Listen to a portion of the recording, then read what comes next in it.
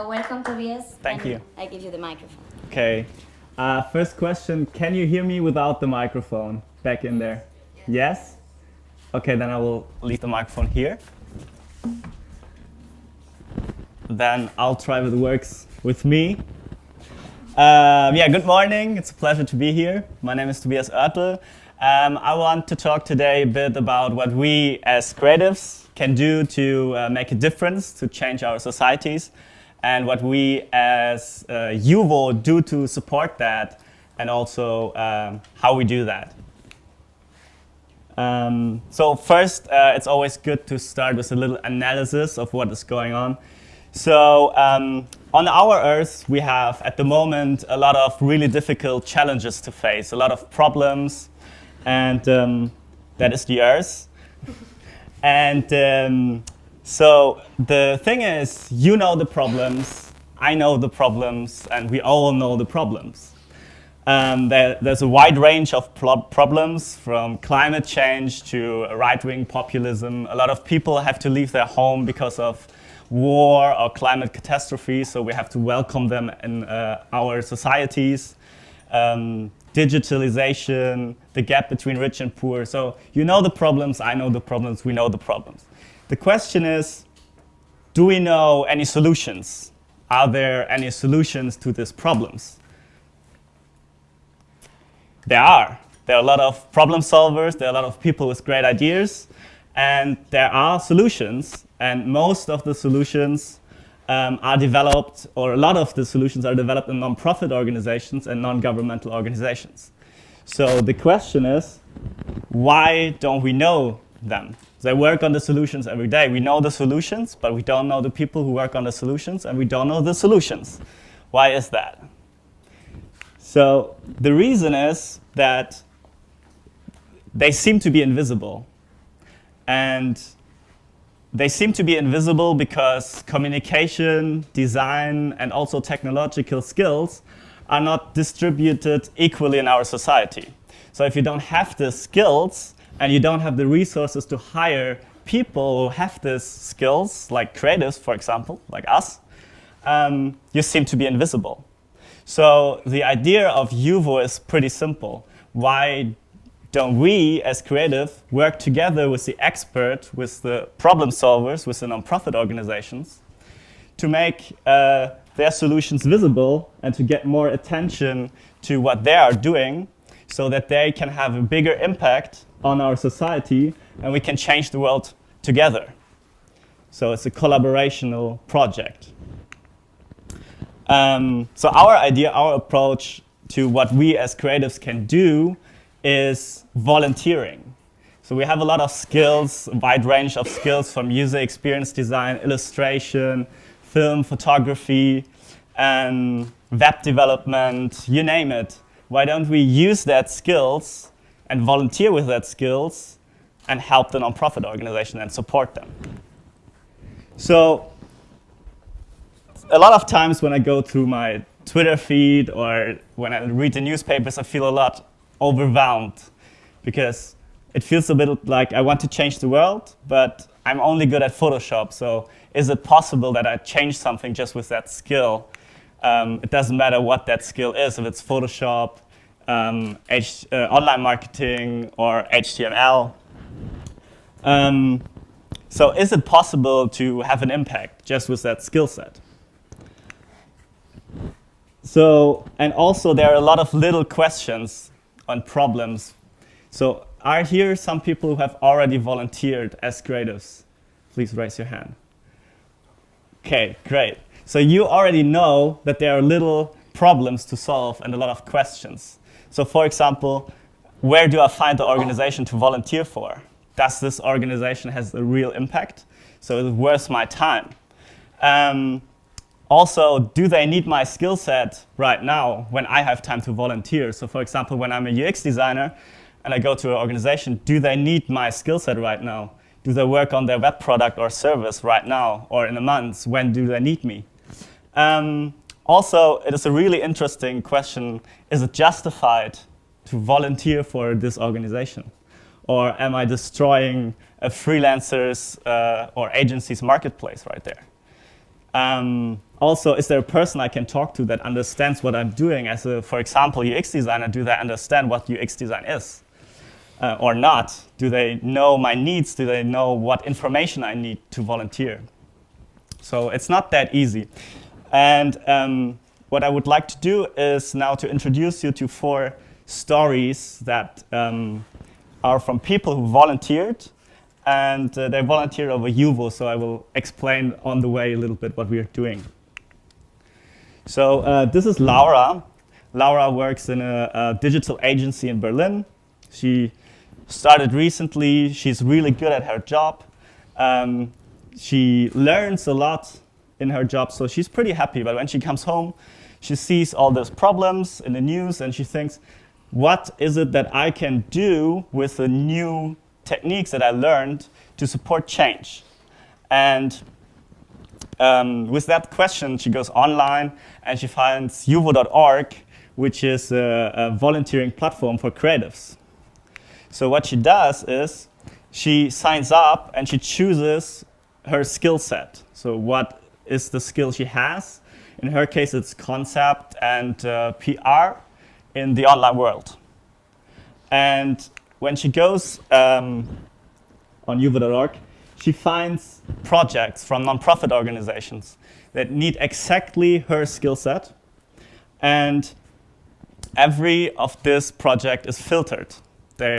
Our team makes sure that it's justified to volunteer for the organization, that the organization has an impact, and also that all the information that Laura does to choose her volunteering opportunity are gathered. So for example, she knows what the nonprofit organization does, how long does the volunteering opportunity takes, what skill set is required, what is the organization wants to do. So for example, in that case, it's Kiron, and what they want to do is they want to build an online educational course for refugees.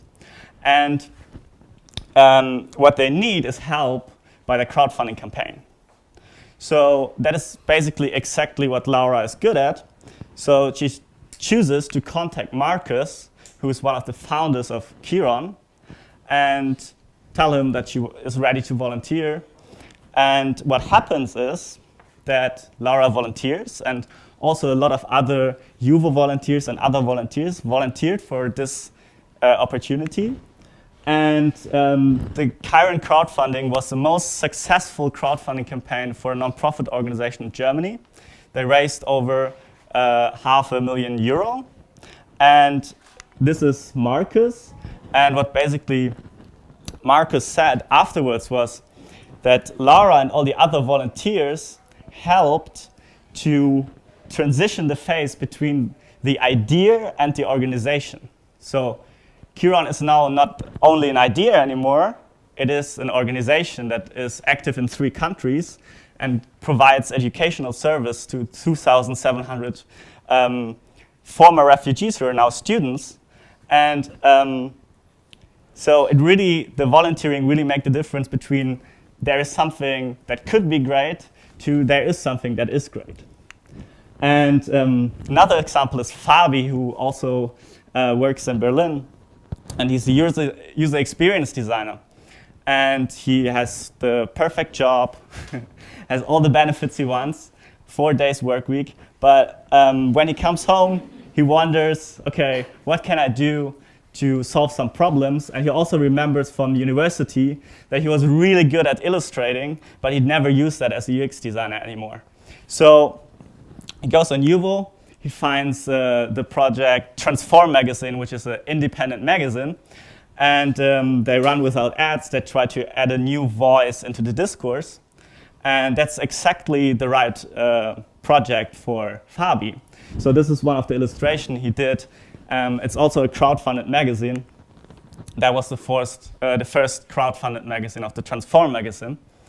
And Fabi is now a long-time member in the volunteering team. So over his project, he found a long-term volunteering opportunity for himself. And that is basically the Transform volunteering team. So the next project is, I just will go really short because I will wrap it up a little bit. but it's really important. It taught me a lot because this is for Silbernetz, a non-profit organization that helps elderly people who feel isolated and alone and connects them with other people who feel the same for telephone mentoring and connects them also to social activities. And what happened is that some volunteer, Paul, helped them to bring up their Facebook campaign because they wanted to reach a new audience for a donation campaign.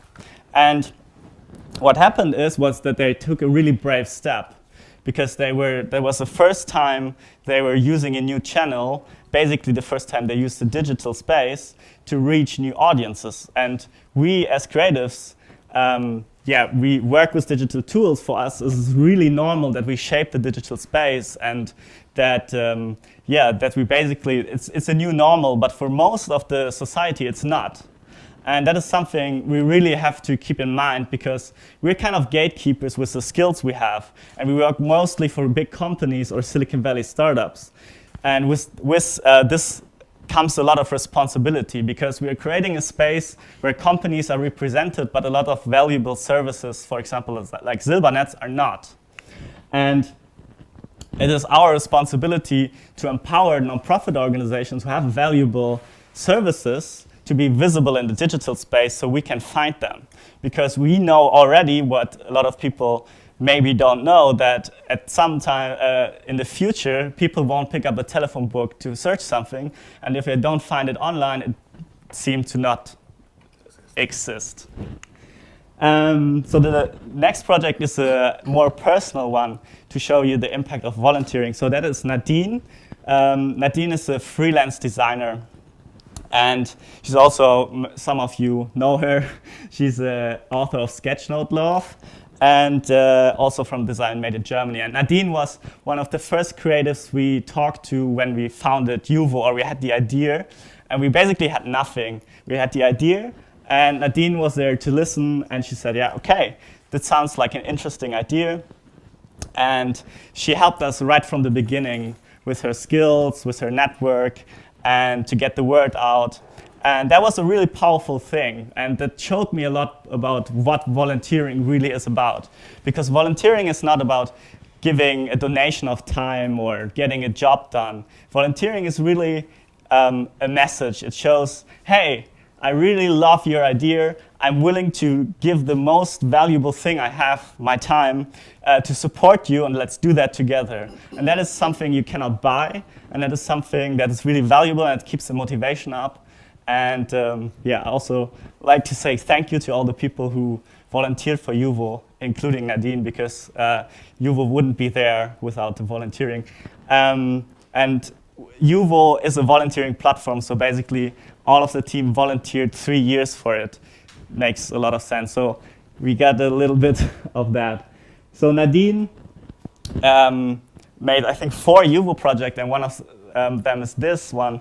And it is a really complicated one because it is for an organization, and they help families and friends of people who will die, most certainly, to help them that they can die in their own environment, in their own homes, so they feel comfortable. And it is a really hard topic. I'm sorry to bother you with that in the morning, but the most interesting part is that it is hard. It's not selling sugar water, but I think Nadine made a really great job by showing giving the project an identity. And I unfortunately can't show just one project, but there's also another interesting thing to that story. So Nadine was our first heavy user, and she did 4 projects, and then she stopped. And we were like, okay, what's happening? Did you have a bad experience? But what Nadine basically said was, no, I volunteered 4 times. Now I have a little network of nonprofit organizations, and I volunteer for them when I have time, and I basically don't need Juvo anymore. And we were like, yeah. That was, first I thought, like, that's really bad. So that's the worst thing that could happen to you if you're a business, right? Customer lifetime value. But we're a nonprofit organization, and the more I thought about it, this is the ideal user journey, because that's our mission. We want to connect creatives with nonprofit organizations so they can have an impact. So Nadine is really an example of the ideal user journey at juvo.org. And this is the last project I want to show. It's a video in German, but I will translate it in English. Macht es einfach, seid mutig, riskiert was und es lohnt sich und man ist sehr viel glücklicher und zufriedener geht man durchs Leben. Ja.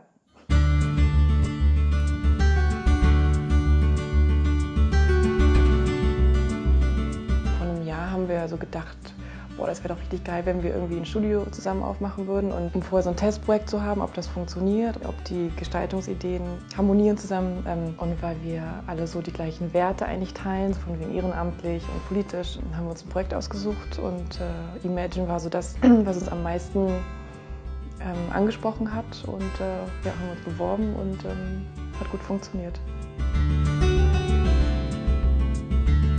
Der Beruf des Gestalters ist ja auch nicht nur so von wegen, man macht die Welt schön, sondern man kann mit dieser Schönheit auch noch was bewirken. Also sei es durch Kommunikation, durch Aufklärung, die Leute auf bestimmte Probleme oder Thematiken aufmerksam machen. Das kann man ja sehr gut visuell. Und dann finde ich das total toll, dass wir die Möglichkeit haben, uns da gerade eben mit dem, was wir am besten können, und das ist ja nun mal Design, denen zu helfen, dass sie auch als professionell und ernst genommen werden. Ne? Unser Traum ist es einfach, die Projekte angehen zu können, wo wir mit Herzblut dabei sind. Sei es soziale Projekte oder kulturelle, dass wir einfach schauen können, wo werden wir gebraucht, was wollen wir eigentlich nach außen hin vermitteln. Also auch als Gestalter hat man ja Werte und Vorstellungen von der Welt, wie können wir das irgendwie weitertragen. Und wir haben alle einen Rechner und einen kreativen Kopf und mehr braucht man eigentlich nicht, um loszulegen. Ich bin Natascha. Ich bin Jella. Ich bin Jennifer und wir sind der Großstadt so. Trinken. Achso, nee, soll ich sagen. So, yeah, to us that was a really interesting story and an interesting use case for volunteering. What happened was that Jella and her two co-founders, they wanted to found a design studio, and they knew each other, but they didn't know if their creative idea match, if the process they worked together, if that could work out. So what they did was they volunteered for the Imagine conference, and they created a corporate identity for them. And apparently it works out great, and they founded their studio that is now based in Berlin. So there are a lot of really, really different use cases for volunteering. What you can do with volunteering, you can volunteer as a freelancer, you can volunteer as a professional, and you can volunteer as a student. We have a lot of people who do their master or bachelor thesis, who do a semester work, because it's a really great opportunity to gain your credit points, but also to do something good and help nonprofit organizations so you can get credit points and have impact. And that was actually basically the idea of UVO in the beginning. So we started as a university project and had the idea that we could use what we are doing in university to support nonprofits. So that's how it all started. So far we mediated 250 projects, so there are really, really a lot of more of the stories, and I could stand here and talk more about it. And if you're interested, all of the results are online, so you can see the impact of every creative who volunteered on uvo.org. So far, we are 3,300 creatives as a community, and we have about 230 organizations, nonprofit organizations that we are supporting. And now, if I have the time, I don't know. I give you the time. Great. So, so unfortunately, we're based in Germany right now. This is great, but there's more in the world, and I'm speaking English. So I will give 5 tips for volunteering, because we mediated 250 projects, and with every project, we learned what is important for volunteering, for the creative, but also for the nonprofit organization. So I would like to give you 5 tips. How you can volunteer, what the question you have to ask before you volunteer, and if you volunteer over UVO, you don't have to worry about that. So first of all, does the organization have an impact? So you can test that by looking at what they're doing, look at their legal body, is it a nonprofit organization or not? If not, ask them why they're not a nonprofit. You can apply your logic and see if it works out for you. And if not, ask them. Just ask them the questions. And also, you can see it with how much other people are supporting them and what other, for example, foundations are supporting them, with which nonprofit organization are they cooperating. So you can see that with that and with asking the questions. Another question that is really, really complicated to answer is it justified to volunteer for that nonprofit organization? So you kind of have to find your own answer. At UVO, we give the answer, it has to be a nonprofit organization and it doesn't have to be a big one. If it's a big one, they probably have the resources to pay a freelancer or an agency to do the job. But if it's a smaller one, you can volunteer for them. Also, you can see that by seeing how many other people are volunteering for them. If you are, as a designer or a creative, the only person who's volunteering for them, ask them why. Really important is if there's a person in the organization you can talk to. And that means, is the person on an eye level with you? So because you're an expert on getting the task done and they're an expert of how to change society. So you're on eye level and you want to collaborate. If there's another kind of relationship, you might consider not volunteering because it might make the process a lot more difficult. Start with a fixed projects, also a tip from UVO, because on UVO there are just projects. It has the advantage that the project has a deadline and you know what you have to deliver, and you can see if you can work together. And if it works great, you can think about long-term volunteering after that, and this process makes it a lot easier for you, but also for the nonprofit, and it saves a lot of time. Does my time fit the project is a no-brainer. It has to do with expectation management. See if what the nonprofit communicates what they want is really what they need, and how much time they think it will take is also what you think it will take to get the project done. And also if you have the right skill set. And if you don't have the right time or the right skill set, be honest with them. Maybe they have another project, or maybe it doesn't work out, but at least you don't end up both frustrated, and you save yourself time and the nonprofit organization. So that's a great thing. So this is the last slide. You can fit in your own skill if you want, because if you want to volunteer as a creative, there is probably a nonprofit organization that needs your support, and I encourage you to do it if you're thinking about it. Thank you very much.